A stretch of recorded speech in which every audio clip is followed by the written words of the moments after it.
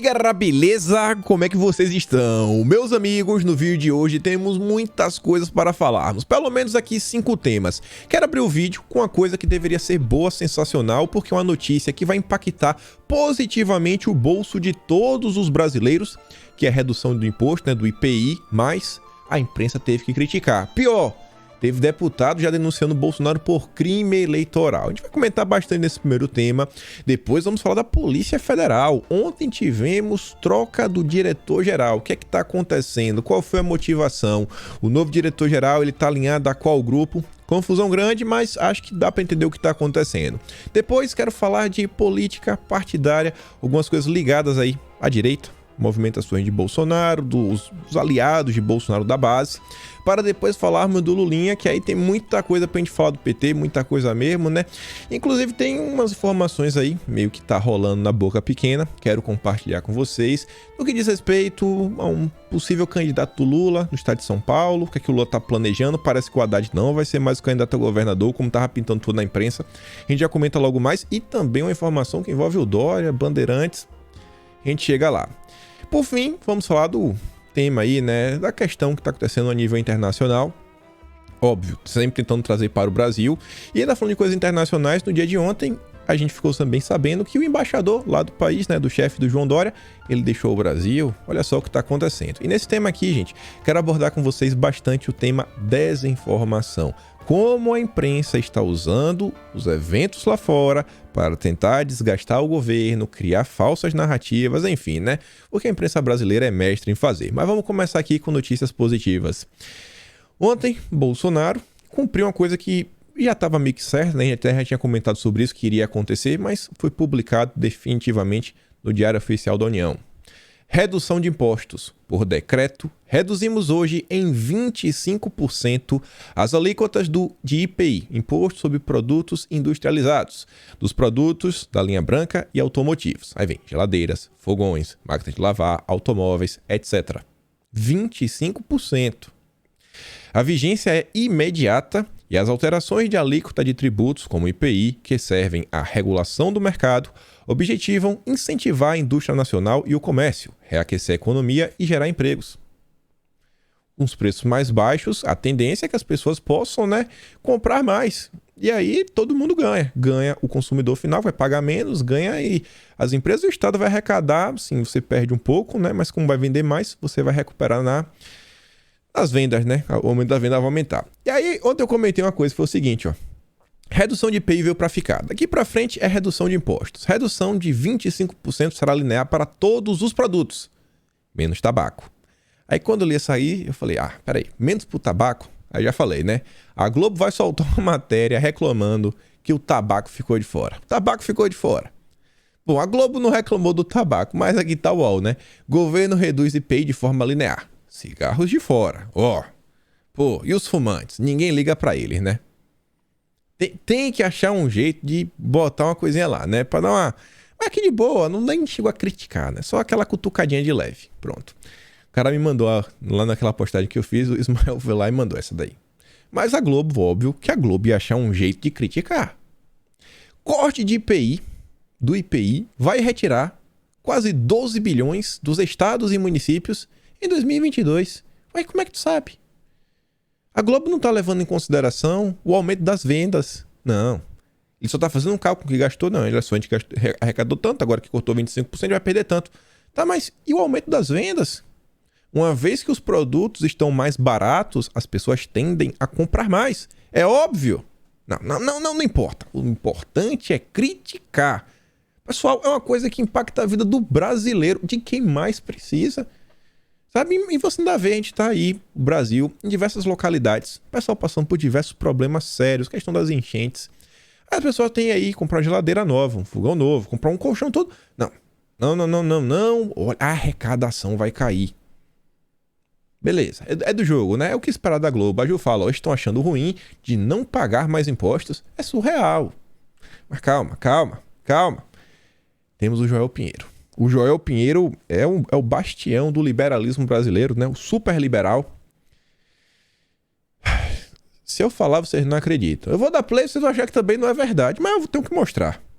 que o Guedes nos apresenta? Então vamos cortar agora e tira aí, diminui de forma arbitrária, de forma unilateral, de forma seletiva o IPI e vamos jogar isso com uma grande benesse que o governo está dando. O governo podia estar, por exemplo, investindo dinheiro em alguma outra coisa ou poderia estar cortando impostos. Por que escolheu cortar justo esses impostos agora? Qual é a justificativa? No fundo, não tem. O que o Guedes nos apresenta? Olha Então esse final vamos aqui, cortar coisa ou poderia estar cortando impostos. Por que escolheu impostos? Por que escolheu coisa ou poderia estar cortando impostos?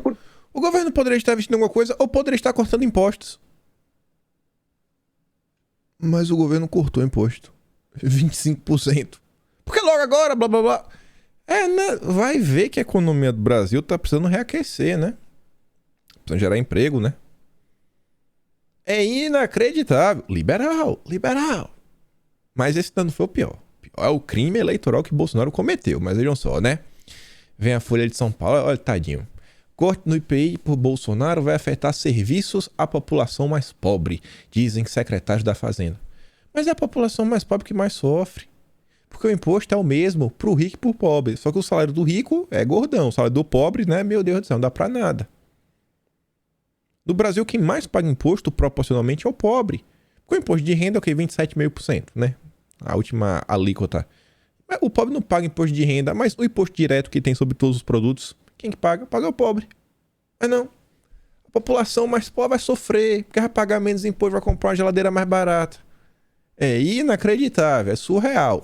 Aí vem o Omar Aziz. Não sei por que algumas pessoas chamam às vezes o senador Omar Aziz, né, de José Colmeia. Não vejo nenhuma relação. Um dos melhores senadores que o Brasil tem. Aí vê o que o Omar Aziz tem a falar. Hoje, um decreto publicado no Diário Oficial da União, assinado pelo presidente Jair Messias Bolsonaro e pelo ministro Paulo Guedes, decreta a morte da Zona Franca de Manaus. Com a redução linear de 25% do IPI para todos os produtos, tira a nossa competitividade, tira empresas do Amazonas, cria uma instabilidade muito grande jurídica e tenha certeza absoluta que ninguém vai se instalar mais na cidade de Manaus para montar uma indústria e gerar emprego e renda para o povo amazonense. O ministro Paulo Guedes e o presidente Bolsonaro sempre falaram que iam defender, que iam proteger a Zona Franca. Eu não vou continuar. Olha só, reduziu 25% do IPI. Não é que desapareceu de vez. E o Amazonas está achando ruim. Há quantos e quantos anos existe a Zona Franca de Manaus assim? O pobre no Brasil não comprar uma geladeira mais barata. Não, vamos deixar tudo caro, porque a Zona Franca é de Manaus. Todos esses anos, e é assim, se tirar não tem condição de competitividade. Olha o absurdo do que esse pessoal tá falando. Assim, é cada crítica mais infundada do que a outra. Mas ninguém esperou Marcelo Ramos. Vice-presidente da Câmara, partido do Kassab. Tá lá, né? Vice-presidente da Câmara diz que Bolsonaro comete crime eleitoral com redução do IPI. O vice-presidente da Câmara, deputados Marcelo Ramos, né, recém-filiado ao PSD do Kassab, diz que fará uma representação eleitoral contra o presidente Jair Bolsonaro por conta do decreto de redução de IPI que foi publicado no início da noite dessa sexta-feira. Marcelo Ramos diz que a lei eleitoral proíbe que, em ano de eleição, seja dada qualquer tipo de benefício. Mas assim, só fez reduzir o imposto. É inacreditável. Segundo o deputado, o decreto prejudica diretamente a Zona Franca de Manaus. Aí ele vai perguntar, por que o Brasil não avança? Ah, Bolsonaro, economia. Olha aí. Olha aí. Olha como a imprensa trata. Olha como a oposição trata. E depois reclama que o Brasil não avança. Mas mesmo com toda essa galera jogando contra, toda, né? Da Câmara ao Senado, passando pela imprensa, influenciadores, jornalistas, BNDES tem lucro de 34,1 bilhões em 2021, o maior da série histórica e 65% acima de 2020. É aquela frase que Bolsonaro sempre fala, né? Se parar de roubar, meu amigo, sobra bastante dinheiro. É só parar de roubar que sobra. É só parar de roubar que sobra. E não só o BNDES. Setor público tem superávit recorde de 102 bilhões em janeiro. Realmente, se parar de roubar, sobra. O valor foi o maior já registrado em um mês desde 2001. A dívida bruta do Brasil caiu para 79,6% do PIB. Se parar de roubar, sobra. Mas, né? A turminha do quanto pior, melhor, não desiste. E ainda Bolsonaro, ontem ele comenta sobre a questão da gasolina e da Petrobras. E olha só o que ele diz, né? A imprensa ainda tenta distorcer, mas não teve como. Bolsonaro cobra presidente da Petrobras, ganha mais de 200 mil por mês. O diretor ganha 110 mil por mês. O presidente, mais de 200 mil por mês. E no final do ano, ainda tem alguns salários de bonificação. Os caras têm que trabalhar. Tem que apresentar a solução e mostrar o que está acontecendo. Ah, a gasolina está alta, cai no meu colo. Eu não tenho como interferir na Petrobras, mas cai no meu colo. Então, nós temos que mostrar também o que aconteceu na Petrobras nesse tempo e como essa dívida de 900 bilhões de reais está sendo paga. Que aí ninguém quer falar, né? Na hora de reclamar, cai em Bolsonaro. Se ele falou uma coisa, ele está intervindo. Ele não tem nenhum poder de interferência. Ele tá, na verdade, só está cobrando, né? Vocês têm que também explicar. A população tem que entender o que é que está acontecendo, né? Que para você dizer, Bolsonaro aumentou o preço da gasolina, quando a gente sabe que é um problema internacional. Mas enfim, né? Vamos avançar aqui no nosso próximo tema, Polícia Federal. Pegou todo mundo de surpresa ontem, até os jornalistas. O antagonista soltou logo urgente. Quando é a questão que envolve o Moro, né? Os contratos do Moro, caladinhos. Mas a polícia, a mudança do Bolsonaro, urgente. Aí vou trazer com as matérias do Globo que eu acho que desenharam bem bonitinho o que aqui está rolando. O governo troca, mais uma vez, diretor-geral da Polícia Federal. A troca foi atribuída nos bastidores do Palácio do Planalto a uma decisão do ministro da Justiça, o Anderson Torres. Ele consultou Bolsonaro a respeito da mudança e obteve aval para efetivá-la. Essa troca pegou de surpresa a cúpula da Polícia Federal. Interlocutores do Anderson, o ministro, afirmam que ele estava incomodado com a proximidade de Maiorino com ministros do Supremo. Ele foi chefe de segurança na corte durante a gestão do ministro Toffoli na presidência. Essa mudança também ocorre em um momento de frequentes embates entre Bolsonaro e os ministros do Supremo. Aqui já é a opinião do Globo. Márcio Nunes, que é o cara que assume, era secretário executivo de Torres, no Ministério da Justiça, nome de sua confiança. A troca ocorre em um momento no qual investigações da Polícia Federal avançam sobre o presidente Jair Bolsonaro e seus aliados. No início do mês, a Polícia Federal chegou a imputar crime de violação de sigilo funcional ao presidente pelo vazamento de documentos de uma investigação. O meu comentário aqui vem uma pergunta.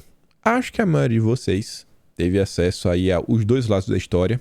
O lado que falou que Bolsonaro vazou um documento sigiloso, e o outro lado da história que falou que o documento na época não estava sob sigilo, né? O lado aí da Polícia Federal e outro lado que compõe a PGR, a Procuradoria da Câmara, a AGU. Não vimos crime parte de Bolsonaro. Teve essa mudança aí. E aí tem mais informações sobre quem é esse novo diretor-geral da Polícia Federal, né? Ele atuava desde 24 de abril do ano passado como secretário executivo do Ministério da Justiça. Função responsável por substituir o ministro e assessorá-lo nos principais assuntos da pasta. De perfil discreto, segundo os colegas do Ministério da Justiça, o delegado ganhou a confiança do presidente Jair Bolsonaro e conquistou a bancada da bala.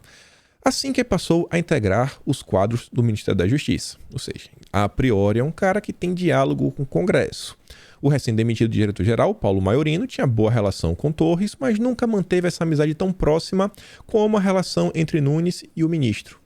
A indicação de Maiorino era atribuída mais à influência de ministros do Supremo e do STJ, com quem ele havia trabalhado, do que uma escolha direta de Anderson Torres. Então, o diretor-geral que estava lá, segundo o Globo, o Maiorino, que era o diretor-geral, foi colocado lá muito mais, por uma recomendação aí do judiciário do que uma decisão do ministro Anderson Torres, que consequentemente também não deve ser uma opinião de Bolsonaro, né? Então teve essa troca e a priori colocou um cara que está muito mais aliado a ele, é o cara de confiança.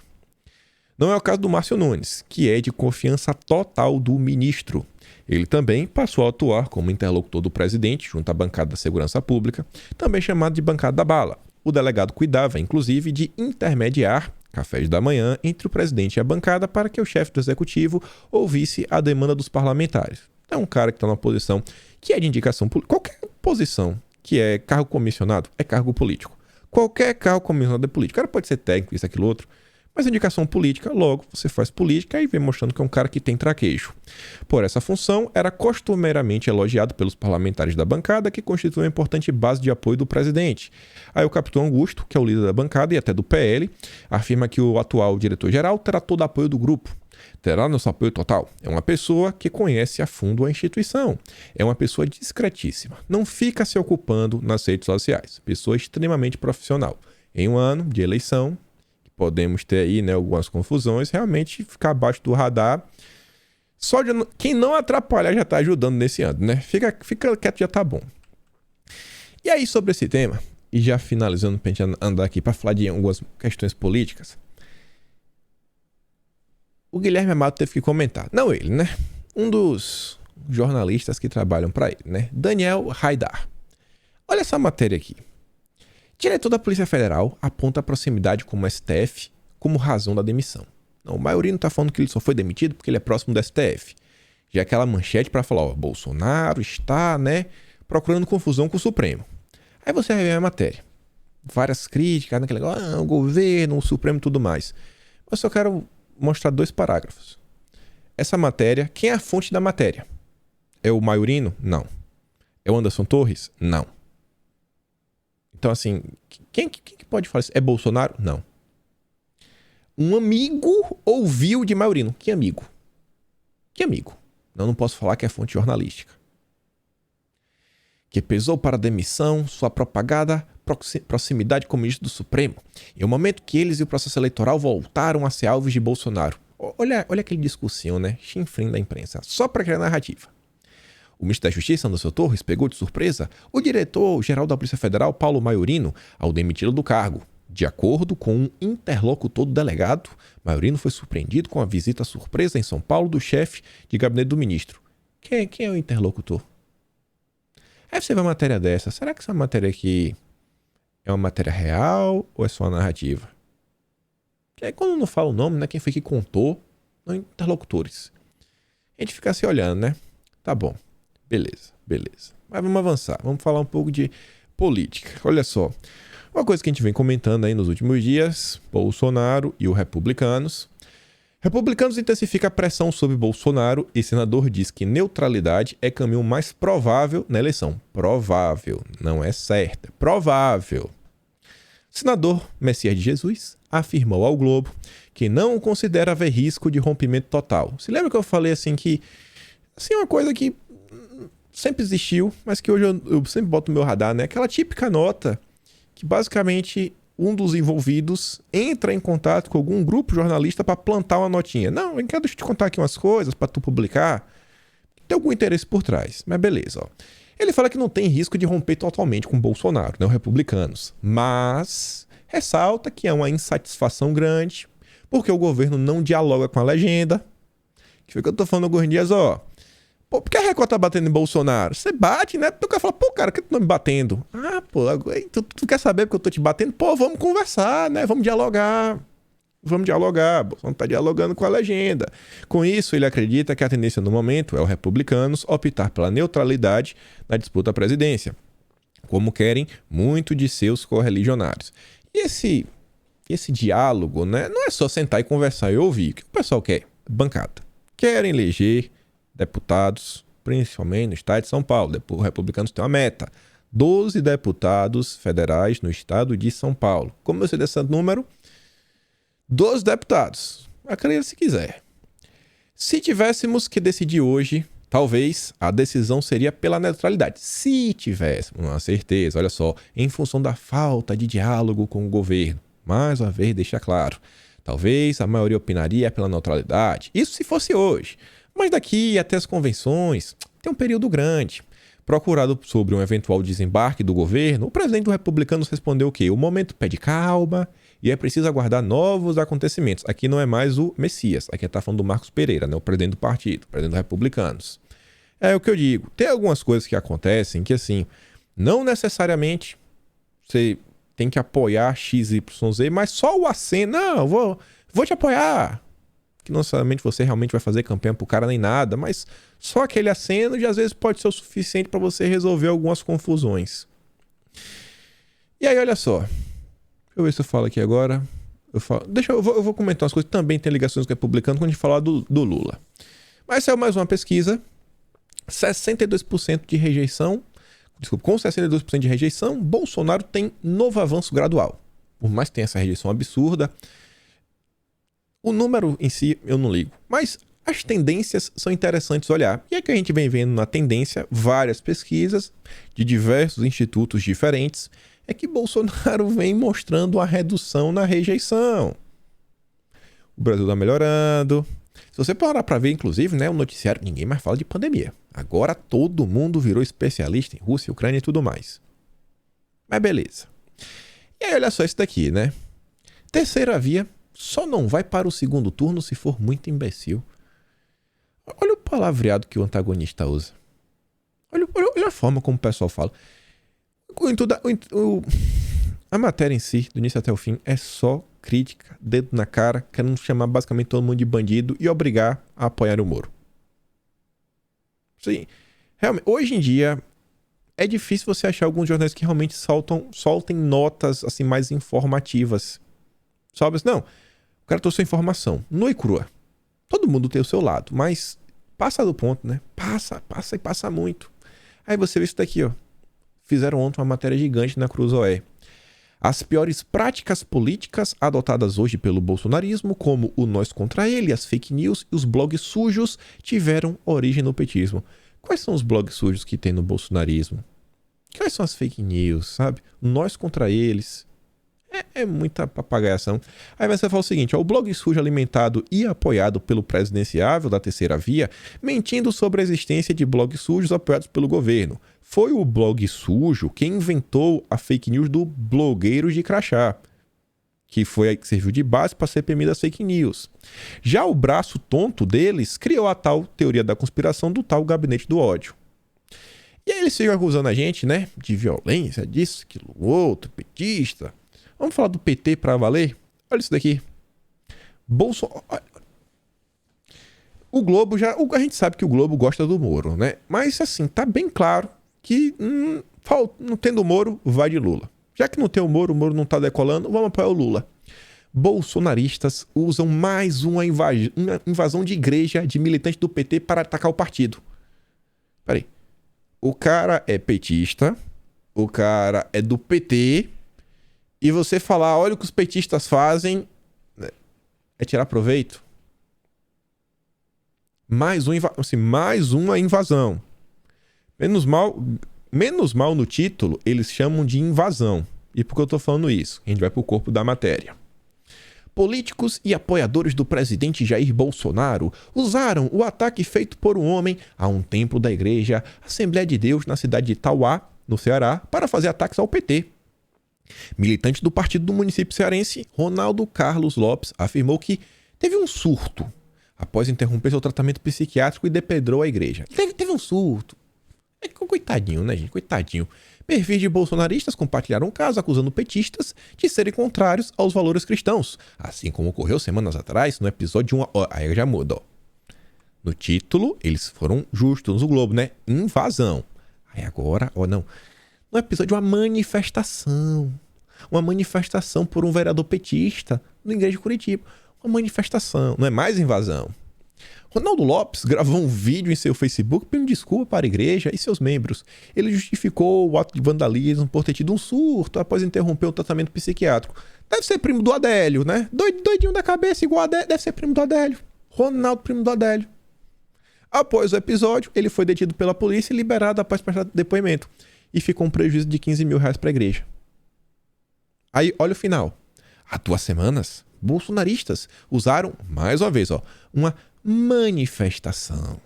Liderada pelo vereador petista, ele fez o quê? Ele invadiu? Olha só, né? Invasão. Não, ele não invadiu. Ele adentrou a igreja. Tão educado, né? Bateu na porta, tocou a campainha. Padre, posso entrar? Não, pode, meu filho, venha.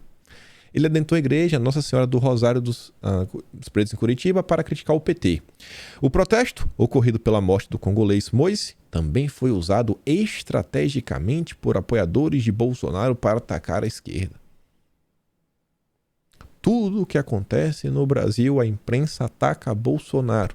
Aí você só mostra que um militante do PT fez isso. Um vereador do PT fez isso. Pronto, vocês estão atacando a esquerda. Não pode, não pode. Ai, difícil. Mas vamos falar agora aqui da esquerda pra valer. Olha só. Minha Bahia tá tendo algumas movimentações que vale a pena ficar de olho.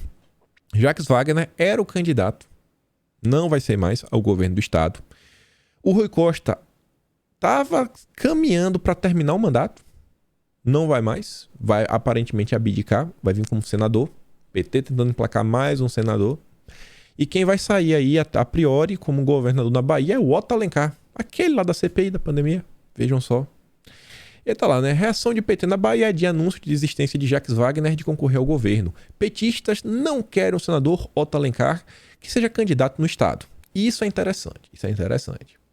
Pelo acordo que havia sido sacramentado na noite de quinta, né? Rui Costa renunciaria ao mandato até o 2 de abril. E aí o João Leão, que é o vice, assumiria. Um aliado próximo ao senador do PSD, porém afirmou acreditar que a interferência do ex-presidente Lula pode conter a rebelião do PT baiano e que existe grande probabilidade de Otto Alencar ser o candidato a governador. O apoio do PT a um candidato a governo do PSD no quarto estado do país com mais eleitores de quebra serve como um gesto de agrado ao partido presidido por Kassab. Lula quer atrair o PSD para a Aliança Nacional. Aí, olha esse cenário. O PT baiano tá contra. O PT baiano não quer o Otto, quer o Jacques Wagner. Aí vai lá o Lula e fala, não, vai ser o Otto. Olha, Kassab, eu vou chancelar o Otto. Agora me apoie. Aí o Lula sai por cima, né? E a priori, o Kassab ganha também. O que foi que aconteceu a nível nacional com o PT? Não foi um movimento bem similar? O Lula traz o Alckmin para perto, e aí várias alas do PT, não, o Alckmin não sei o quê, vai ser isso, vai ser aquilo outro, né? A gente fala assim, para com isso, pô, sabe? O que o Lula falar, você não fazer. Deixa de conversa mole. Então, assim, o PT, enquanto o Lula tá negociando, as alas do PT já estão batendo que é pra precificar, aumentar, né, o passo do Lula. Botar o preço lá em cima. Olha só, né? Porque se o Lula trazer o Alckmin, mostra. O Lula falou, Alckmin, veja o tamanho da briga que eu estou comprando para ele trazer para o meu partido. E a mesma coisa também acontece a nível do estado de São Paulo, né? Os petistas, não, temos que ter o Haddad, o Márcio França não dá. Mas parece que isso não vai muito acontecer. Mas calma lá. Randolph tenta reaproximar Lula de Marina. Lula está tentando de tudo para ter o maior grupo possível, né? A frente ampla que o José Dirceu prega desde 2020. Aí tá lá, ó. A aproximação de Marina é um sonho acalentado por mim, pelo senador Cristóvão Buarque, que é a fala do Randolph, né? Pelo ex-deputado federal Maurício Rantes, pelo ambientalista Pedro Ivo, pela empresária Rosângela Lira, por todos, diz Randolph citando os coordenadores do movimento Lula no primeiro turno.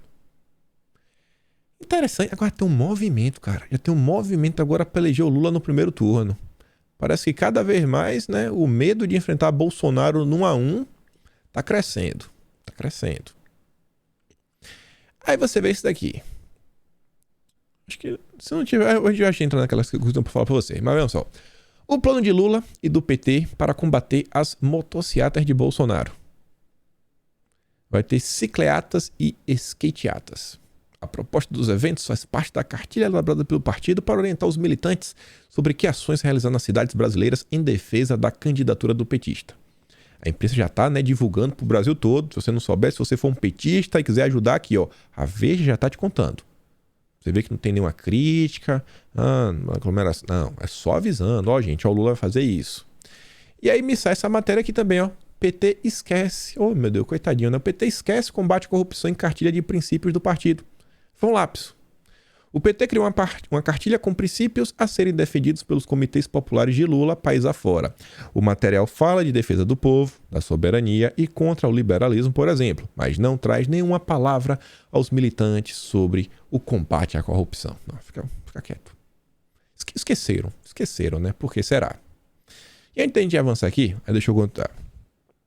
Fiquei sabendo, tá rodando aí na boca pequena, que aí em São Paulo, não sei se vocês viram, a gente comentou essa semana, que teve uma reunião aí, né, que o Márcio França falou que não, conversei aqui com o Lula estaremos juntos e temos aqui um critério para saber quem que vai ser o candidato e tudo mais, e a empresa pagando aí, apostando que o Márcio França, ele não vai ser candidato, mas já é uma desistência, porque ele sabe que o Haddad está na frente.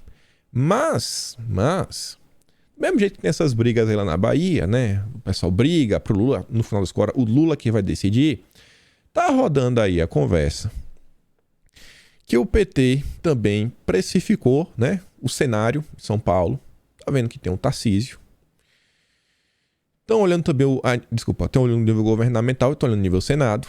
E aí o que tá rolando é o seguinte, que pode rolar nos próximos dias, pode se confirmar ou não, mas o que eu ouvi, compartilhar com vocês, veio de uma fonte boa. Batalhar contra o Tarcísio pro Haddad é pior do que pro Márcio França. Por quê? Porque o Tarcísio realmente é PT, estaria extremamente ligado ao Lula. Então você repetiria o cenário nacional em São Paulo. Lula versus Bolsonaro, Haddad versus Tarcísio. Já o Márcio França é um nome que é mais digerível, né? É mais fácil de engolir. É um cara que também tem apoio da parte da segurança pública, né? Dos setores aí da segurança pública do estado de São Paulo.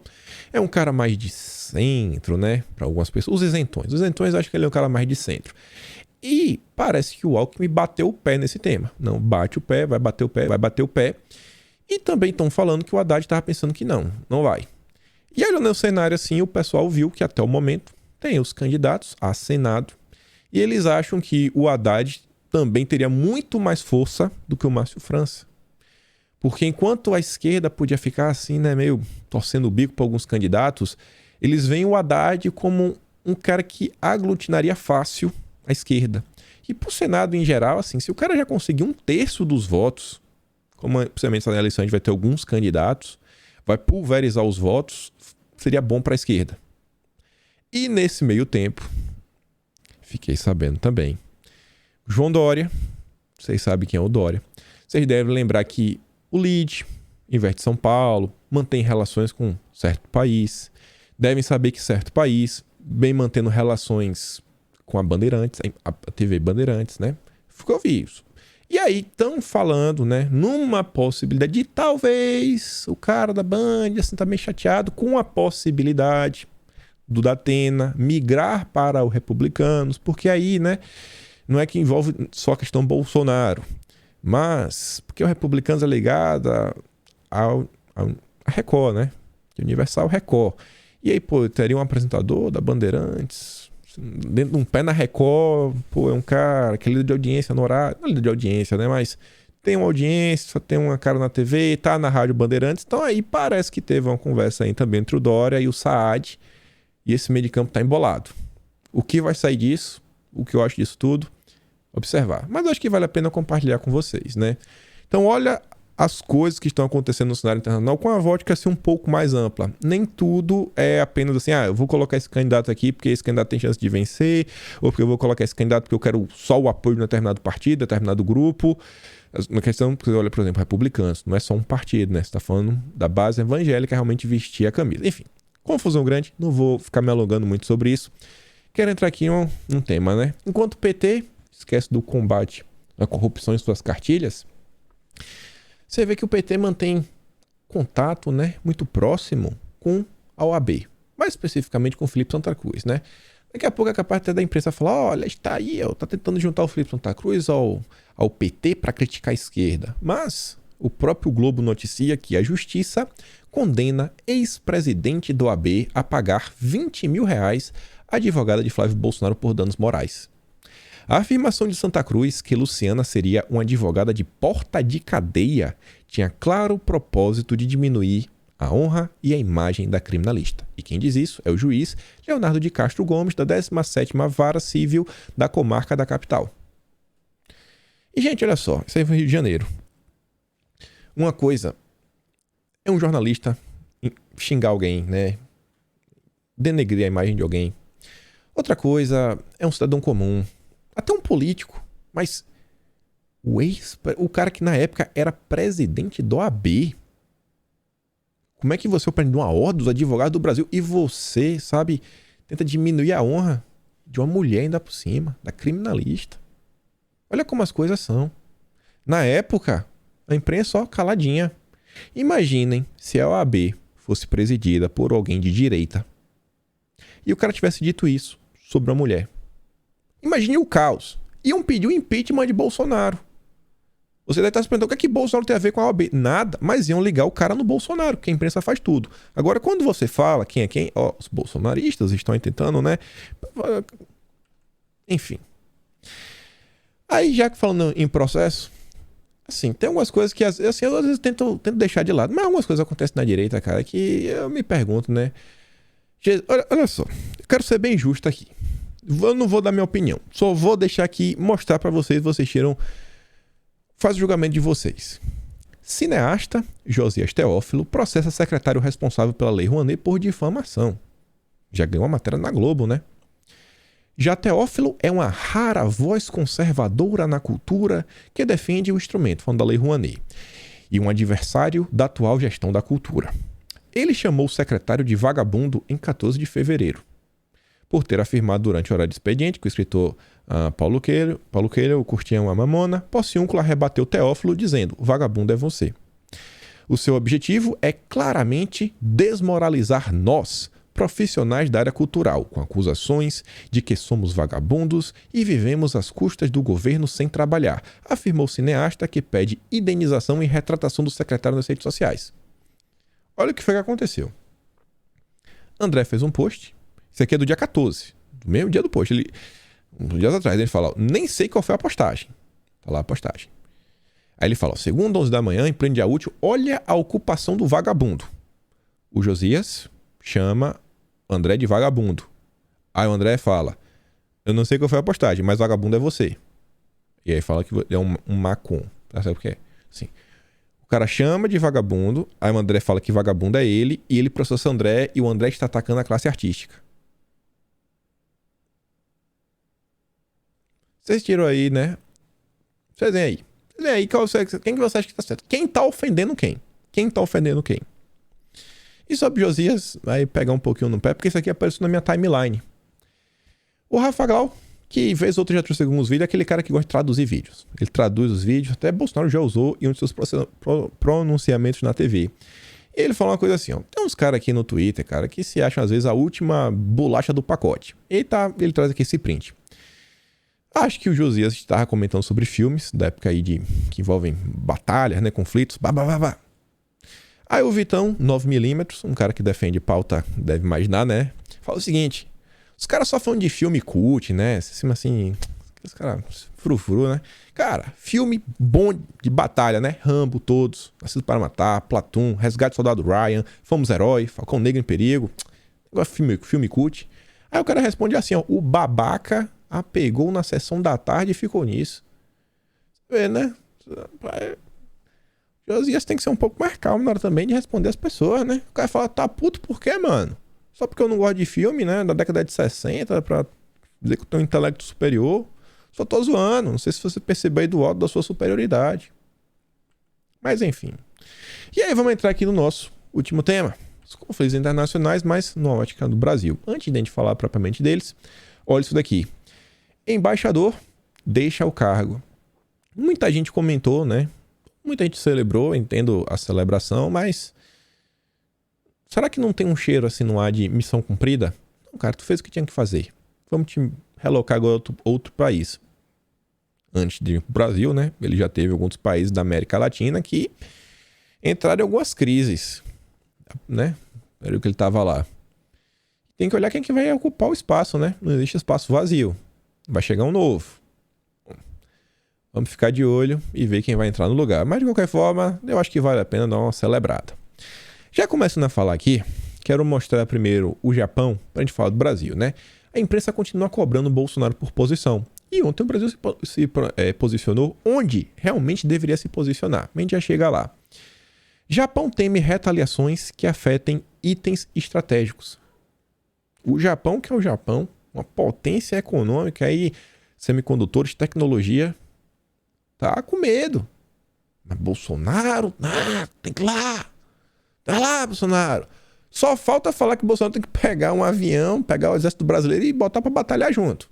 Se depender da imprensa, vai acabar fazendo isso. Aí tá lá, né? Antecipando retaliação, o Japão se esforça para revisar importações. E a Atsuki fala: vou impor sanções. Vou me esforçar para revisar as importações. Ah, meu Deus, será que se ele é retaliado? Tem que tomar cuidado, hein? Aí vamos lá, vamos falar do Brasil. Essa é uma matéria boa. E boa porque falaram com a ministra, né? Então, a ministra sabe do que ela tá falando. Acho que a matéria foi bem justa aqui nos comentários da Folha de São Paulo sobre o seguinte, ó. O evento lá que está acontecendo atinge o agro. E ministra disse já ter plano A e plano B.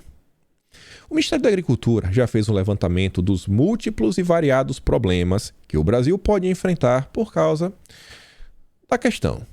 A importação de fertilizantes e de trigo podem ser afetadas. A exportação de soja, outros grãos e carne para a Rússia e a Ucrânia também é motivo de preocupação. O Ministério avalia aqui como o mundo todo sofreremos impactos, mas ainda não está claro o tamanho deles. Diz aí a Tereza Cristina, e ela completa: é preciso tranquilidade e cautela, temos muitas alternativas e já estamos estudando todas elas. Temos plano A e B, afirmou a ministra para a coluna. E vejam só, olha que matéria interessante. E olha como isso aqui acho que vai clarear a mente de vocês quando a gente fala, por exemplo, da nova Rota da Seda. Olha isso daqui. O primeiro e mais imediato obstáculo é a importação de fertilizantes fundamentais para a agricultura. O Brasil adquire no exterior 85% do volume aplicado nas lavouras. A Rússia responde por cerca de 30% do suprimento do país. A Belarus, nação aliada, por cerca de 20%, ou seja, ambas juntas 50%. Aí olha só. As exportações da Belarus, no entanto, têm sido alvos de sanções dos Estados Unidos e da Europa, que começaram a ser aplicadas depois da eleição. Tá, beleza. Mas qual o problema nisso perante o Brasil? A Belarus não tem saída para o mar. E seus produtos eram escoados pelos portos da Lituânia, que, aliada do Ocidente, fechou as portas para a atividade. O jovem que acha que assim que as coisas param, né, na prateleira, no estalo de dedos, os superconservadores que falam: não precisamos de obra, precisamos de liberdade. Acha que a mercadoria é no estalo de dedo, aparece na prateleira. As pessoas não param para entender como é o processo real da vida, desde a extração de um minério, de um sal, mineral, metal, as transformações químicas que ele vai passar até virar um fertilizante, ao deslocamento de sair de um país, chegar em outro. Todo o trabalho tributário, aduaneiro. O que é a nova Rota da Seda quer? Comprar setores estratégicos. Quais são os setores estratégicos que a nova Rota da Seda quer? Infraestrutura, como um todo. Aí vem, né? Pontes, ferrovias, portos, aeroportos. Aí imagina um conflito internacional. Já está acontecendo, né? A gente já está vendo uma confusão entre dois países. Pensa o seguinte. País chefes do João Dória, daqui a 2, 3 anos, eles compraram aqui um porto no Brasil. Acho que ainda não, mas vai que compram. Compraram o Porto de Santos. Tem uma confusão que eles estão envolvidos. E aí o Brasil, vai que eles resolvam brigar com os Estados Unidos. Aí o Brasil resolve ficar do lado dos Estados Unidos. Aí tem, sei lá, um conselho e tal e tudo mais. E aí ele fala assim: eu vou aplicar sanções ao Brasil. A sanção do Brasil é assim: o porto é meu e eu vou fechar. Já pensou se tiver que ter, sei lá, intervenção da Polícia Federal e tudo mais no Brasil? Mas, pô, mas não vendeu, não é uma empresa privada. Ah, mas aí, mas as empresas privadas do lado de lá são estatais. Na verdade, depende do Estado, né? Estão sob ordem do Estado. E aí, como é que resolve? Vocês estão entendendo a importância de você dominar a infraestrutura de logística de um país? Aí depois você vê a questão de energia. Por que a nova Rota da Seda quer tanto botar a mão na energia? Olha isso daqui, gente. Por mais que o Brasil não tenha problemas, não tenha brigado, o fato que outra pessoa brigou, aí agora como é que o Brasil compra? O país não tem portos, não tem aeroportos. Vai sair de lá por onde? Sai lá pela Lituânia. Obra. O governo Bolsonaro só faz obra. As pessoas às vezes não entendem, né? Que infraestrutura... Meu Deus do céu. Vocês já entenderam, né? Mas vamos continuar.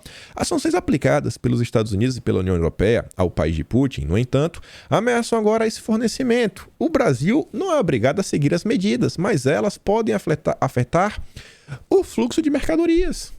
O Brasil não precisa seguir, mas, cara, o fluxo fecha. A logística fecha. Não, a gente não vai receber aqui. Não vou receber aqui. Não vou receber naquele lugar. Tereza Cristina afirma que caso o comércio de adubos da Rússia para o Brasil seja inviabilizado, há alternativas. O potássio é o menor problema, mas podemos comprar é o maior problema, mas podemos comprar do Canadá, de Israel, do Chile e do Omã.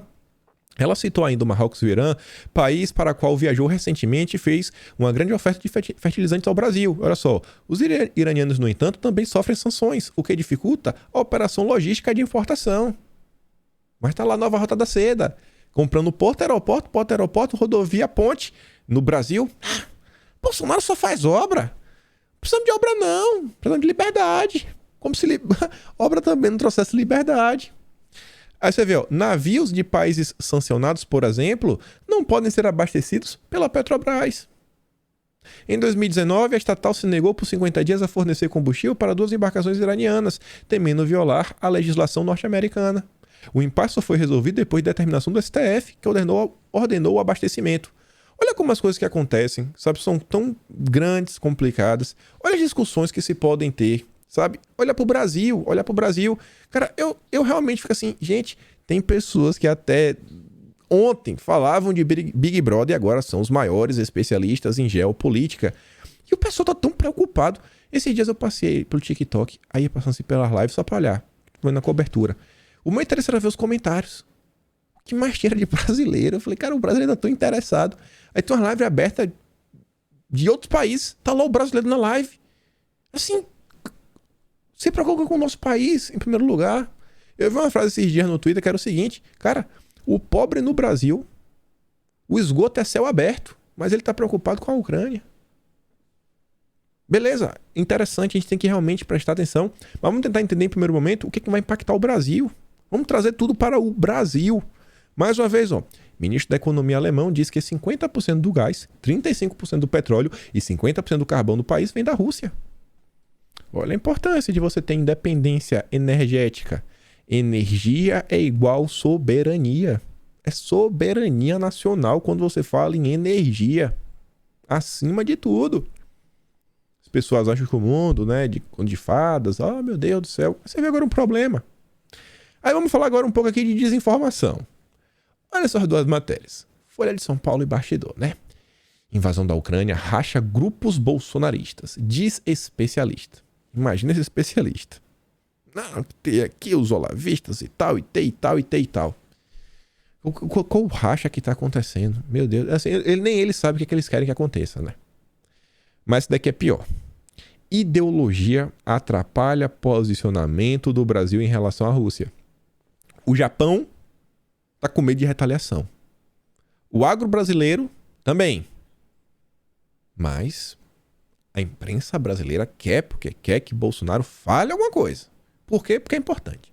Por quê? Não, por quê? Porque tem que falar.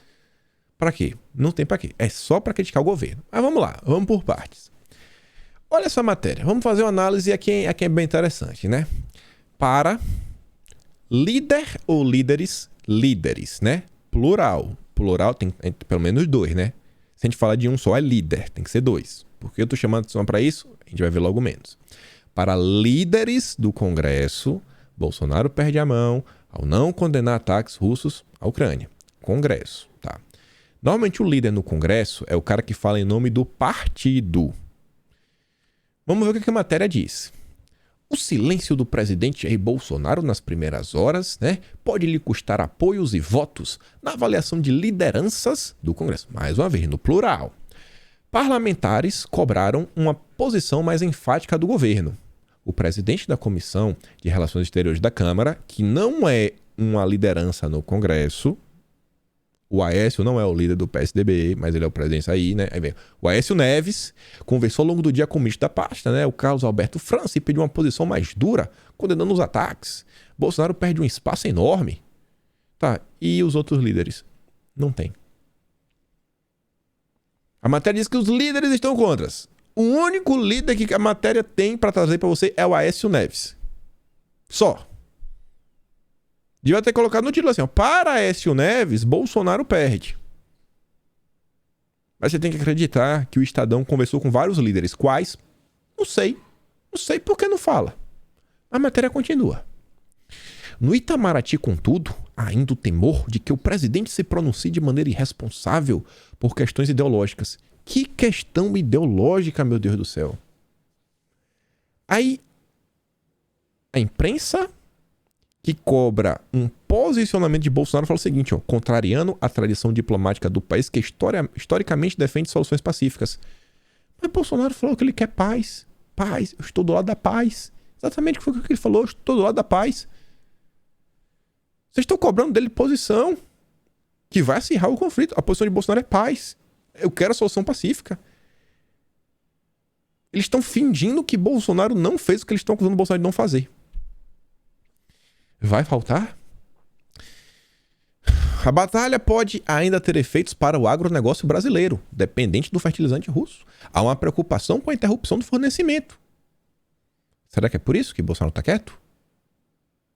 A matéria começa cobrando de Bolsonaro o posicionamento. No meio, né, diz que Bolsonaro tem que ser neutro. E depois mostra que realmente tem que ser neutro o Bolsonaro. Porque olha o problema do fertilizante. Mas ele já foi neutro. Na verdade, ele até se posicionou. Quando tinha que se posicionar. A gente chega lá. Só que a matéria também fala o seguinte. Já diplomatas brasileiros ouvidos pela coluna avaliam que a primeira nota do governo sobre os ataques, em que o Itamaraty pede a suspensão de hostilidades, representa uma vitória do ministro Carlos França sobre Bolsonaro, que havia falado em solidariedade a Putin durante a ida ao país. Gente, em algum momento você viu Bolsonaro falar solidariedade ao Putin? Em qualquer momento. Eu acho que ele falou solidariedade à Rússia. Mas ao Putin, onde Bolsonaro falou isso? Mas que fake news é essa, meu Deus do céu? Aí você vê aqui, ó. Trouxe a matéria do Congresso em Foco para desmentir. Bolsonaro defende paz e diz que tem valores em comum com Putin. Isso aqui é do dia 16, antes dos ataques.